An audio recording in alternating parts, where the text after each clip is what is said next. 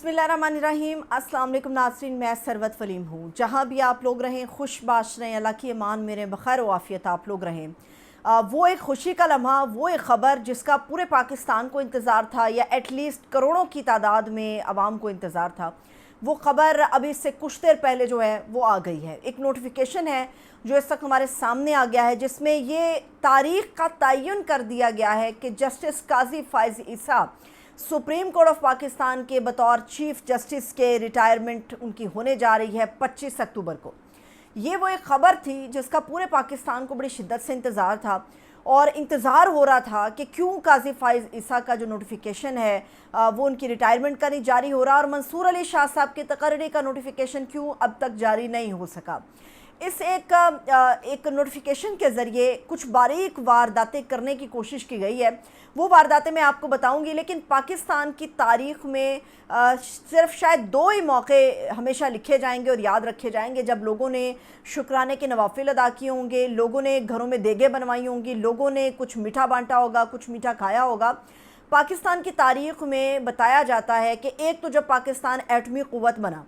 उस एटमी क़ुव्वत बनने के नतीजे में लोगों ने मिठाइयाँ बांटी, घरों में लोगों के मीठा बनाया गया, देगें चढ़ाई गई और शुक्राने के नवाफिल अदा किए गए। उसके बाद पाकिस्तान की तारीख़ में कभी कोई ऐसा दिन हमें सुनने या देखने को नज़र नहीं आता कि जब लोगों का एक ऐसा रवैया, इज्तिमाई रवैया हमें देखने में आया हो नज़र। लेकिन आज जब ये नोटिफिकेशन जारी हुआ जिसमें बताया गया कि चीफ जस्टिस काजी फ़ाइज़ ईसा साहब 25 अक्टूबर को आखिरी दिन अपना गुजारेंगे सुप्रीम कोर्ट ऑफ पाकिस्तान के अंदर, तो उसके बाद से ऐसी इत्तलाएँ गर्दिश करने लगी हैं, ऐसे स्टेटस सामने आने लगे हैं, ऐसे नोटिफिकेशन लोगों के और ऐसी बातें सामने आने लगी हैं कि जिससे अंदाज़ा हो रहा है कि लोगों ने अब एक ठंडी हवा का झोंका महसूस किया इस नोटिफिकेशन को, कि फ़ाइनली काजी फ़ाइज़ ईसा साहब जो हैं वो अपने घर की तरफ रवाना होंगे। पाकिस्तान तहरीक इंसाफ के लिए कुछ रिलीफ हमें नज़र आएगा, इमरान खान साहब के लिए कुछ इंसाफ बनता हुआ नज़र आएगा, और पाकिस्तान की जो सियासत के अंदर खिचड़ी मची हुई है वो ज़रा दुरुस्त होती चली जाएगी। लेकिन इस नोटिफिकेशन के ज़रिए जो वारदात डालने की कोशिश की गई है, ज़रा उसके ऊपर रोशनी डालते हैं। मसला यहाँ पर यह है कि काजी फ़ाइज़ ईसा साहब का नोटिफिकेशन तो जारी कर दिया गया, मगर हैरानगी की बात यह है कि मंसूर अली शाह साहब का पाकिस्तान के अगले चीफ जस्टिस के तौर पे किसी किस्म का कोई नोटिफिकेशन अभी तक जारी नहीं हुआ। इत्तलात है कि मंसूर अली शाह साहब को जो है वो प्रेशराइज़ किया जा रहा है कुछ अहम चीज़ों के ऊपर, और मुख्तलिफ सहाफ़ियों के ज़रिए से, जिन्हें आम ज़ुबान में लोग टाउट्स भी कहते हैं, उनके ज़रिए से कुछ पैगामात हैं जो इनडायरेक्टली मंसूर अली शाह साहब को भेजे जा रहे हैं कि अगर आप इन चीज़ों के ऊपर इत्तफ़ाक़ करते हैं तो आपकी तकर्री का नोटिफिकेशन जारी हो सकता है। दूसरी बात यह है कि जो काजी फ़ाइज़ ईसा का नोटिफिकेशन इस वक्त गर्दिश में है, उसके अंदर सारे मामला तो आ रहे हैं नज़र, लेकिन ये कहीं मेंशन नहीं हो रहा कि जो एक आइनी अदालत बनाने का एक शोशा छोड़ा हुआ है गवर्नमेंट ने, क्या उस आइनी अदालत के जो सरबरा हैं वो काजी फ़ाइज़ ईसा साहब को लगाया जाएगा। और काजी फ़ाइज़ ईसा साहब जाने से पहले मज़ीद इस वक्त नज़र आ रहे हैं कि वो इमरान खान साहब की सियासी जमात PTI का बल्ले के निशान और इंट्रा पार्टी इलेक्शन का करके जाएंगे, जो भी उन्होंने फ़ैसला करना हुआ, ताकि उसको दोबारा से कोर्ट के अंदर उठाया ना जा सके। तारीख जो सामने आ रही है आईनी तरमीम की, वो 18 की आ रही है और चंद दिन बाकी रह गए हैं। मंसूर अली शाह साहब का नोटिफिकेशन जारी नहीं हुआ। किसी को नहीं पता कि अगले सुप्रीम कोर्ट के चीफ जस्टिस जो हैं वो मंसूर अली शाह साहब बनेंगे या कोई और बनाया जाएगा। जो टाउट सहाफ़ियों के ज़रिए पैगामात इनडायरेक्टली मंसूर अली शाह साहब को भेजे जा रहे हैं कि अगर तो वो तस्लीम कर लेते हैं तो ऐसी सूरत में उनका नोटिफिकेशन जारी हो जाएगा कि वो सुप्रीम कोर्ट के अगले चीफ जस्टिस होंगे। लेकिन अगर वो इस प्रेशर को नहीं लेते या अगर वो इनकी तमाम बातों को नहीं तस्लीम करते तो ऐसी सूरत में मंसूर अली शाह साहब का नोटिफिकेशन जारी नहीं किया जाएगा। अब आते हैं उस प्रेशर की तरफ या उन बातों की तरफ जिसको मनवाने के लिए मंसूर अली शाह साहब के सामने कुछ चीज़ें रखी गई। उनमें सबसे बड़ी और अहम जो चीज़ रखी गई है, सबको पता है कि मंसूर अली शाह साहब की जो एक रेपुटेशन है, जो उनकी वजह शोहरत है, वो ये है कि वो आइन और कानून की बालादस्ती की बात करते हैं। और अब तक उन्होंने जितने फ़ैसले किए, जितने मामलात में उन्होंने स्टैंड लिया, वो उन्होंने इंसाफ को मद्देनज़र रखते हुए लिया, वो उन्होंने अवाम के लिए वो सारे के सारे स्टैंड लिए। मंसूर अली शाह साहब को जो इनडायरेक्टली मैसेजेस भेजे जा रहे हैं उसमें ये कहा जा रहा है कि अगर आइनी अदालत नहीं भी बनती तो ऐसी सूरत में आइनी बेंच तो लाजमी तौर पर तश्कील पाएगा, और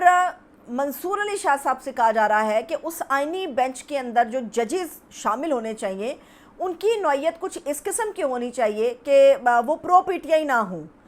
وہ پرو پی ٹی آئی ججز نہ ہوں، اس کے اندر ایک دو پرو اسٹیبلشمنٹ ججز ہونے چاہیے، چلیے ایک دو پی ٹی آئی کے لیے بھی ججز ہونے چاہیے، اور ایک آدھا کوئی نیوٹرل فیکٹر جو ہے وہ اس کے اندر ایڈ کر دیں، یعنی کہ اسٹیبلشمنٹ پرو اسٹیبلشمنٹ ججز بھی ہر بینچ کے اندر موجود ہونے چاہیے، اور خاص طور پہ جب آئین کا معاملہ آئے گا تو پرو اسٹیبلشمنٹ جو ججز ہیں وہ بھی بینچ کا حصہ بننے چاہیے اگر آئینی بینچز جو ہیں وہ تشکیل پاتے ہیں۔ منصور علی شاہ صاحب کو جو ہے مختلف طریقے سے یہ پیغامات بھیجے جا رہے ہیں، اور ابھی تک ان کے جو نوٹیفیکیشن جاری نہیں ہوا، بیسکلی اس کی جو سب سے بڑی وجہ نظر آ رہی ہے وہ یہی ہے کہ منصور علی شاہ صاحب کسی بھی قسم کی یقین دہانی اسٹیبلشمنٹ ہو یا گورنمنٹ ہو اس کو کرانے سے گریزاں نظر آ رہے ہیں ہمیں۔ اس کے علاوہ جو آئینی ترمیم کی بات ہو رہی ہے، آئینی ترمیم بتایا جا رہا ہے کہ عین ممکن ہے کہ ایس سی او کانفرنس کے ختم ہونے کے بعد 18 سے 19 یا 20 اکتوبر کے درمیان آئے گی اور اسے منظور کروایا جائے گا۔ 25 کو قاضی فائز عیسیٰ صاحب جو ہیں وہ روانہ ہو جائیں گے سپریم کورٹ سے۔ میں یہ نہیں کہہ رہی کہ وہ ہمارا پیچھا چھوڑ دیں گے، اس ملک کا پیچھا چھوڑ دیں گے، وہ عوام کا پیچھا چھوڑ دیں گے، اس سے وہ صرف سپریم کورٹ سے ہٹ جائیں گے۔ 25 اکتوبر کو ان کی ریٹائرمنٹ سے پہلے گورنمنٹ پورا اپنا زور لگا چکی ہے اور لگا رہی ہے کہ 18 سے 20 اکتوبر کے درمیان آئینی ترامیم جو ہے ان کو پیش کیا جائے گا،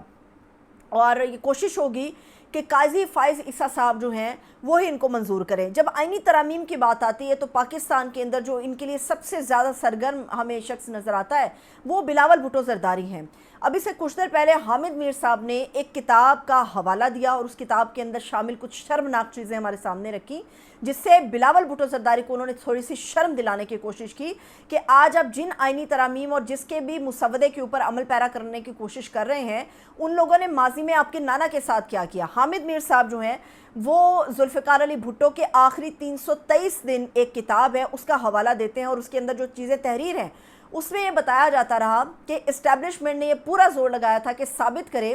کہ ذوالفقار علی بھٹو جو ہیں وہ غیر مسلم ہے۔ کیوں؟ کیونکہ ان کے بارے میں یہ کہا جا رہا تھا کہ شاید ان کے ختنے نہیں ہوئے۔ ایک مسلمان، ایک مکمل مسلمان کے لیے ایک جو چیز لازمی ہے، جو شرط ہے، اس کو بنیاد بناتے ہوئے اسٹیبلشمنٹ نے یہ زور لگا دیا کہ ان کے ختنے نہیں ہوئے، اس لیے وہ غیر مسلم ہے۔ وہ اس کتاب کے اندر بتاتے ہیں کہ اس کتاب کے اندر یہ درج کیا گیا ہے کہ جب تختہ دار پہ لٹکا دیا گیا اور اس کے بعد ان کے جسد خاکی کی تصویریں لینے کے لیے ایک فوٹوگرافر بھجوایا گیا۔ اب وہ جو فوٹوگرافر تھا اس نے ان کے جسم سے کپڑا ہٹایا، اور وہ اعضاء جن کو ہمیشہ ایک انسان اپنی شرمگاہ کے طور پہ سامنے رکھتا ہے اور ان کو ہمیشہ پوشیدہ رکھتا ہے، اس جگہوں سے کپڑا ہٹا کے بہت ساری ان کی تصویریں لی گئیں،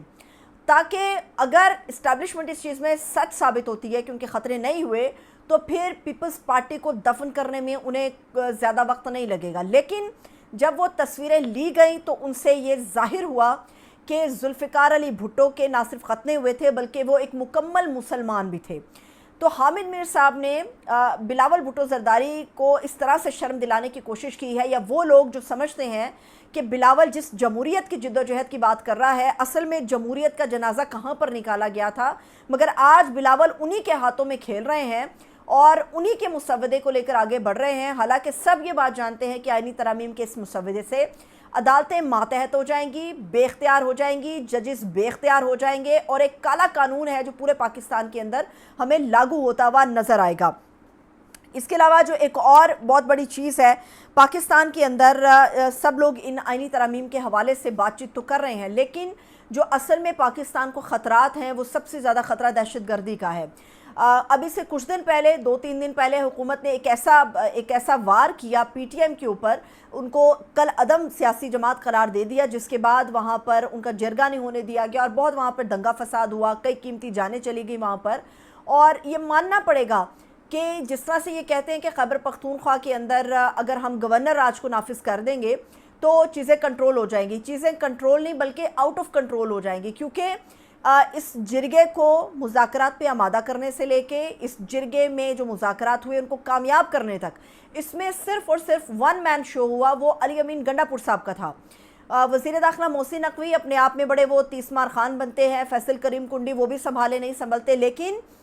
پی ٹی ایم کی طرف سے جس کے مطالبات کو، جس کی باتوں کو حتمی سمجھا گیا، जिसके बातों में वज़न देखा गया वो अली अमीन गंडापुर साहब थे, जिन्होंने अपने सूबे के अंदर मज़ीद दहशतगर्दी को पनपने से रोक लिया। और आज ये कौमी अदालत का ये जो जिरगा है PTM का, ये होने जा रहा है। कुछ देर पहले वहाँ पर पाकिस्तान तहरीक इंसाफ के जो लीडर हैं वो भी वहाँ पर पहुँचे हैं। अली अमीन गंडापुर इसकी मेज़बानी करेंगे, शानदाना गुलजार वहाँ पर पहुँची हैं, और भी दीगर लोगों के हवाले से चीज़ें सामने आ रही हैं कि वो इस जिरगे के अंदर जो है वो शिरकत करेंगे। ये हमें मानना पड़ेगा कि खैबर पख्तूनख्वा इमरान खान और PTI के बगैर नहीं है, और PTI और इमरान खान साहब भी जो हैं वो अपने खैबर पख्तूनख्वा के बगैर नहीं हैं। ये लोग ये कबायली हैं और एक दूसरे की ज़ुबान और एक दूसरे के मामलात और एक दूसरे के दुख दर्द को बड़े अच्छे से समझते हैं। तो इसलिए जो लोग ये समझ रहे थे कि गवर्नर राज लगा के चीज़ों को सही किया जा सकता है, वो दीवाने का ख्वाब साबित हुआ है, वो एक अब्दुल्ला दीवाने का ख्वाब साबित हुआ है। ऐसा कुछ ना हो सकता है। अगर ऐसा करने की कोशिश की गई तो उसके नताइज बहुत ही ज़्यादा जो है वो गंभीर होंगे। व्लॉग के इख्तिताम के ऊपर जो एक परेशान कुन ख़बर है वो मैं आपको बता देती हूँ। परेशान कुन ख़बर ये है कि सब अब बात करने लगे हैं कि इमरान खान साहब कहाँ पर हैं। हमें ये पता है कि खान साहब के साथ 18 अक्टूबर तक मुलाकात नहीं हो सकती, लेकिन खान साहब क्या अडयाला जेल में हैं ये कोई नहीं जानता। खान साहब के साथ इस वक्त